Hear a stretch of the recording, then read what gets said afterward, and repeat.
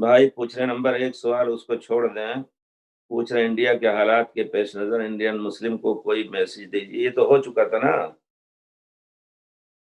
India کے حالات کے پیش نظر اکثر مستورات نہیں یہاں ہے، تو بہرحال کوئی میسج کیا دیں؟ ہر ایک کا دل بول رہا ہے کہ اس وقت مسلمانوں کی جو حالت ہے اس کی اصلاح ہونی چاہیے، تو اس میں سب سے بڑی بات یہ ہے کہ مسلمانوں کو اکٹھا ہو کر کے اپنے اختلافات کو دور کر کے اپنے مسائل کے بارے میں سوچنا چاہیے، خاص طور پہ علماء کرام اور بڑے لوگوں سے، جو لوگ دنیا دار ہیں اس معنی میں کہ وہ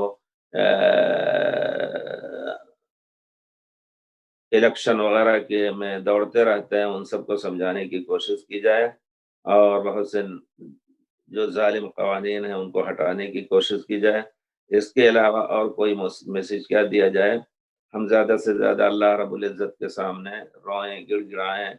تو میں نے اس سے پہلے بھی ذکر کیا ہے کہ نبی کریم صلی اللہ علیہ وسلم کے زمانے میں بھی کفار کی تعداد زیادہ تھی، لیکن اللہ تعالیٰ پیارے رسول کی دعا کی برکت سے، پیارے رسول کی برکت سے اللہ تعالیٰ مصیبتوں کو ٹالتا رہتا تھا۔ عام لوگ بھی آپ کی دعا سے بارش کا لطف یا بارش کا نتیجہ حاصل کرتے تھے، جیسا کہ روایات میں آیا ہے۔ اس وجہ سے تھوڑے لوگ جو اللہ کے لیے خالص ہیں اور موحد ہیں، اگر دعا کریں تو اللہ تعالیٰ انشاءاللہ حالات بدل سکتا ہے۔